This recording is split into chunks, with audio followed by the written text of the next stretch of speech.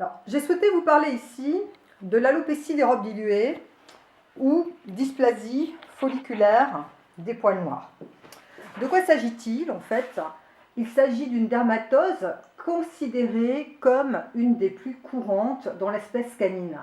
La dysplasie folliculaire des poils noirs pour les chiens noirs, marrons ou fauves a été mise en évidence en 1972 par Selmanovic.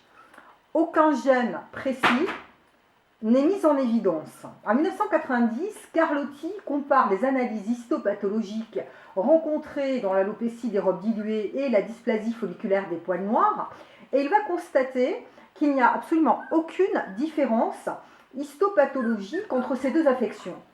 Il y a un très grand nombre de chiens noirs non porteurs de bleu atteints par cette maladie. Malheureusement ou heureusement pour eux d'ailleurs, ces chiens ne sont pas exposés comme certains bleus, comme des bêtes de foire sur des forums, mais la maladie les touche bel et bien. Le noir est bel et bien touché par cette dysplasie folliculaire des poils noirs, et en très grand nombre. Donc il ne suffit pas de tirer à boulet rouge sur la robe bleue, en sachant que les bleus venant des noirs, les noirs sont également atteints. Et heureusement, tous les bleus, loin de là, ne sont pas touchés. Donc, il est important de mettre en avant, de mettre ceci en avant, d'en parler. Il a été évoqué dès 1979 le lien supposé entre le gène de la dilution et la maladie. En 1991, Miller propose une hypothèse, très souvent reprise par la suite tant elle était pertinente. Il considère un nouvel allèle supplémentaire au site D, l'allèle D, grand D dominant, qui empêche la dilution. L'allèle petit d, considéré comme un nouvel allèle supplémentaire au site D, D majuscule. L'allèle D, D dominant, empêche donc la dilution. L'allèle grand D dominant empêche la dilution, l'allèle petit d récessif par rapport à D entraîne la dilution de la couleur lorsque l'animal est homozygote DD. Et le nouvel allèle D1 serait récessif par rapport à petit d. Il serait vecteur de la dysplasie folliculaire liée à la couleur de la robe, à condition uniquement que ce nouvel allèle soit à pénétrance variable et incomplète. Il pourrait alors expliquer toutes les formes de dysplasie folliculaire liées à la couleur. On pourrait alors résumer les choses ainsi. Je dis bien résumé, parce que vous comprenez bien, on parle là de génétique et bien au-delà, et c'est extrêmement compliqué. Donc, grand D, DD, c'est-à-dire grand D, grand D. La robe n'est pas diluée, le chien n'est pas malade. Grand D, petit d. La robe n'est pas diluée, le chien est porteur du gène de la dilution. Grand D, petit d1. La robe n'est pas diluée, le chien est malade ou juste porteur selon la pénétrance de l'allèle. Ce serait le cas des chiens atteints de dysplasie folliculaire des poils noirs. Petit d, la robe est diluée, le chien n'est pas malade. Petit d1, la robe est diluée, le chien est malade ou juste porteur, là aussi, selon la pénétrance du gène D1. C'est le cas des chiens à robe diluée sains qui engendrent des chiens à robe diluée malades. Et ensuite, donc, petit d1, donc cette nouvelle allèle, là, la robe est diluée, le chien est malade, et c'est le cas des robes diluées atteintes. Ainsi, on pourra de toute façon avoir deux chiens absolument pas atteints, mais qui peuvent être porteurs, qui donneront des chiens qui seront malades ou qui ne seront pas malades. Mais par contre, il est évident qu'il ne faut absolument pas accoupler deux chiens porteurs de D1 et de D1, parce que nous aurons alors automatiquement des chiens qui seront atteints. Je vais revenir aussi sur une chienne. Je vais en fait m'en servir d'exemple. Cette chienne s'appelle Ocean Blue Beauty Singling. Alors, ce n'est absolument pas, comme cela a pu être évoqué sur quelques forums, une chienne qui est née chez moi. En aucun cas, ça n'est vraiment pas une domaine des Halontes. En fait, c'est une chienne de lignée Valgo. Et cette chienne, effectivement, est née en collaboration avec l'élevage Valgo, qui avait prêté les talons à l'époque sur Ocean Blue Queen, et donc qui était Valgo Singing the Blues. Donc on retrouve au pédigree que cette chienne, des Valgo, des Crossgun, Carista, Albertini, Neptune, énormément, enfin c'est une Valgo, voilà.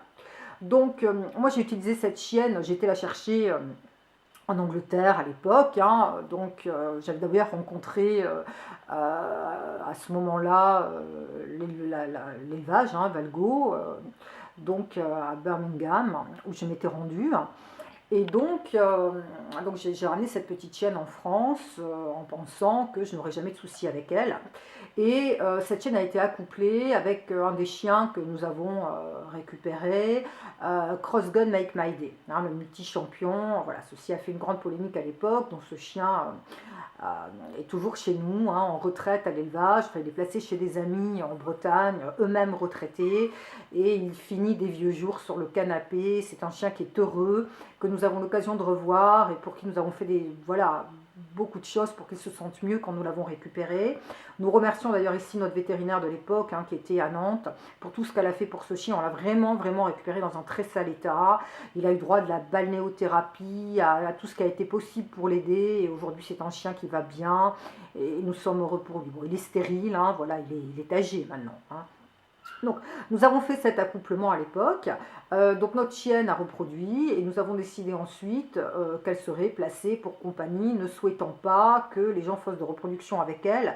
Et puis, souhaitant aussi, comme le ferait tout éleveur, hein, garder l'exclusivité de ce mariage pour nous. Voilà pourquoi nous avons placé cette chienne. Donc aussi, ça, on peut dire que la mise basse était faite par césarienne, que c'est une chienne qui a eu des difficultés, énormément de difficultés à la reproduction, et qu'il n'était pas nécessaire de continuer à la faire souffrir en la gardant en reproductrice, et que l'idée était bel et bien de la placer pour compagnie. Donc cette petite chienne d'ailleurs, nous l'avons placée pour compagnie à un monsieur qui est venu de Marseille, nous disant bien sûr qu'il était marseillais, et alors, on ne sait toujours pas comment cela a été possible. Cette chienne, alors, le monsieur vient de Marseille, nous sommes en Bretagne, à côté de Guérande, hein, dans le golfe du Morbihan, et cette chienne est retrouvée apparemment, d'après ce qu'il a été dit, hein, à 2 pas d'Apistafi Rescue, du domaine, enfin de la maison de ces personnes. Voilà, c'est un petit peu bizarre. Alors, il est évoqué aujourd'hui, alors Apistafi Rescue a récupéré cette chienne, lui a fait subir tout un tas de tests pour nous dire qu'en fait, cette chienne était porteuse d'alopécie, qu'elle avait déclenchée. D'ailleurs, elle n'est pas simplement porteuse, la maladie a été déclenchée sur cette chienne. Alors effectivement, c'est possible. Cette chienne vient de chiens noirs qui pourraient ou qui ont pu peut-être être atteints d'alopécie ou de dysplasie folliculaire des poils noirs. Moi, je ne suis pas l'élevage Valglo, je ne sais pas, ou Valglo ou autre élevage anglais, hein. Je ne peux pas dire quel chien a été touché ou non. Nous, quand nous avons eu cette chienne, elle était en parfaite santé, elle est partie de chez nous en parfaite santé, elle nous a fait des bébés en parfaite santé, qui sont aujourd'hui, comme Ayab Velord, en parfaite santé. Donc voilà. Donc je pense que ce qui s'est passé, après, il nous a été dit que en fait, les gens qui sont venus chez nous n'étaient pas de Marseille. Les gens qui ont récupéré cette chienne avaient des doutes sur la lignée Valgo, et elle aurait été volontairement récupérée afin de subir quelques tests et de mettre en avant le fait qu'elle était alopécique en citant notre nom de domaine. C'est complètement stupide, puisque malheureusement, en faisant ça, c'est pas du tout le nom de domaine qui est touché. Cette chienne n'a pas été produite par le domaine, hein. Mais malheureusement, c'est bel et bien l'élevage Valgo. À ce moment-là, on va toucher Crossgun, on va toucher tous ces élevages-là. Et il est quand même bon de noter que tous les chiens qui sont au pédigré de cette chienne, la majorité, hein, aujourd'hui, il faut quand même dire que plus de 80%, encore 80% au plus bas, hein, des personnes qui reproduisent aujourd'hui en France sur du Staffy, quelle que soit la couleur, rouge, noir, reproduisent avec ces lignées-là. Ce qui voudrait dire qu'aujourd'hui, plus de 80% des Staffy qui sont sur les pédigrés, que ce soit en 3e, 4e ou 5e generation, hein, comme on peut avoir sur le 5 generation pédigré en Angleterre, sont susceptibles d'être porteurs ou d'avoir déclenché l'alopécie folliculaire du noir. Alors, vous voyez à quel point la polémique pourrait enfler en mettant en avant le fait que cette chienne est malade. Cette chienne n'est absolument pas malade uniquement parce qu'elle est bleue. Elle est malade, probablement, hein, parce que derrière, il devait y avoir des chiens eux-mêmes atteints, des chiens noirs, eux-mêmes atteints par l'alopécie folliculaire des chiens noirs. Hein. Donc ça, c'est vraiment à mettre en avant. Voilà. Donc, voilà. Je pense qu'il est important de bien informer. Il est important aujourd'hui que les gens arrêtent d'aller sur des forums, que moi j'appelle forums à deux balles, hein, excusez-moi l'expression, mais sur des forums, chercher des informations vers des gens qui ne sont absolument pas professionnels, ou qui font un petit peu d'élevage, ou qui se disent professionnels, mais ces gens-là ne sont pas vétérinaires, ils n'ont pas de connaissances vétérinaires. Je crois que si on veut vraiment faire avancer les choses, et si on veut vraiment faire évoluer la médecine et trouver des traitements pour cette maladie, ça n'est pas en allant faire des commentaires désobligeants sur des forums pour chercher des avis ou en exposant une pauvre chienne malade comme une chienne de foire qu'on va faire avancer la science. C'est pas du tout en faisant comme ça, ni en déplatérant tel ou tel élevage, ou par jalousie, ou par rivalité. Vous voyez, je pense qu'aujourd'hui, il faut vraiment savoir où on va. Alors, autre chose qu'il faut noter, certains nous disent qu'ils sont ou qu'ils ont été à la limite. Alors ça, c'est extrêmement choquant. Hein, extrêmement choquant. À la limite de faire euthanasier leur chien tant l'alopécie les faisait souffrir. Alors, arrêtons par pitié de raconter tout et n'importe quoi. Hein. Arrêtons. Le professeur Bensignor lui-même, dans un de ses ouvrages, a écrit que l'alopécie, qui est une forme purement esthétique, hein, donc de perte de poils, ne fait en aucun cas souffrir. Elle ne tue pas, le chien ne souffre pas. On ne fait en aucun cas euthanasier un chien parce qu'il a alopécie. En plus de ça, il y a aujourd'hui des traitements qui sont à l'étude, comme la mélatonine, hein, et on se rend compte qu'on arrive à faire même repousser le poil de certains de ces chiens qui sont ou seraient atteints par l'alopécie. Donc il faut arrêter de vouloir faire peur à tout prix, de faire croire que les chiens vont mourir, qu'ils souffrent, de vouloir mettre dans la tête de personnes fragiles ou sensibilisées parce qu'ils ont eux-mêmes un chien bleu, de vouloir mettre dans la tête à ces gens-là tout et n'importe quoi. Arrêtez d'aller sur des forums, arrêtez, allez voir de vrais vétérinaires, renseignez-vous et si vous avez un doute, faites tester votre chien. Voilà, c'est important. Faites tester votre chien. Il est bon de ne pas confondre l'alopécie, qui est l'alopécie et dysplasie folliculaire du noir, avec la démodécie.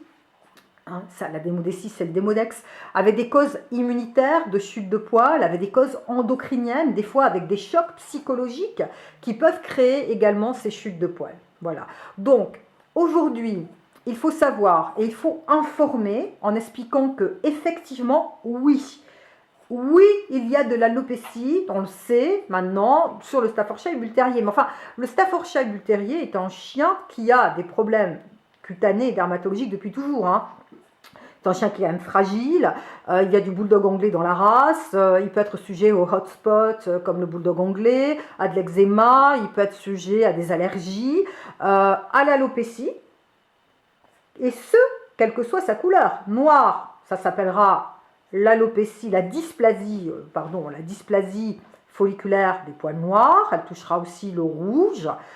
Fauve ou bleu, ça sera exactement la même chose, hein, puisqu'on n'a pas du tout dissocié les gènes que la dysplasie folliculaire des poils noirs, mais ça sera l'alopécie du bleu. Heureusement, uniquement certains chiens seront touchés, et pas tous. Je pense que petit à petit, il faut éliminer les lignées qui peuvent être touchées des pédigrés, le faire intelligemment, mais une fois de plus, cela reviendrait, si on prend le cas de Valgo, d'Ocean Beauty Singing, hein, fille de Valgo Singing the Blues, donc cela reviendrait à limiter quasiment plus de 80% des staphyes des pédigrés. Hein, donc c'est ce qui est quand même... ce qui serait énorme et source d'une épouvantable polémique. Hein, voilà.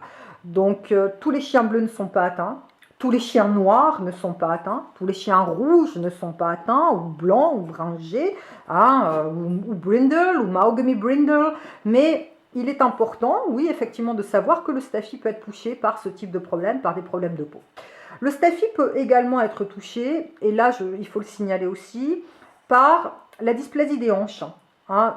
Des fois, on a tendance à dire que non, mais en fait, on s'est rendu compte sur les années, avec les études vétérinaires qui ont été menées, qu'effectivement, eh bien, le Staffy a un gros popotin et le Staffy a tendance à avoir des problèmes au niveau des articulations des hanches, des tibias cursus et autres problèmes. Alors là aussi, s'il vous plaît, je pense qu'il est important, dès le plus jeune âge, de faire attention à votre chiot, de ne pas lui faire faire de sauts, d'exercices violents, de longues marches.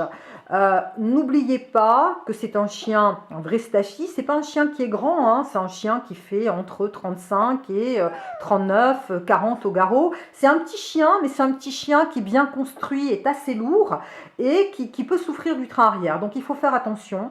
Et n'oubliez pas non plus que dans la race, la race, hein, c'est donc fait partie de ce qu'on appelle le half and half, mi-terrier, mi-bulldog. Il y a du bulldog anglais dans la race. Donc c'est un chien qui peut être fragile, moins que le bulldog anglais, mais malgré tout, c'est un chien qui peut être fragile, hein, il faut le savoir. Le Staffy aussi n'a pas tendance à vivre une vingtaine d'années. Hein. Quand vous prenez un Staffy, on entend des gens dire « votre Staffy va vivre 20 ans ». Un Staffy qui vit 20 ans, croyez-moi, je ne sais même pas si j'en ai vu. J'en ai vu un qui a vécu jusqu'à 17 ans. Enfin, 20 ans en Staffy, c'est extrême. Donc, franchement, votre Staffy ne vivra pas aussi longtemps. Quant aux femelles, elles ont tendance, et il faut le savoir aussi, elles adorent s'exposer les tétines au soleil, hein, comme à Saint-Trope. Allez hop, bain de soleil, morito.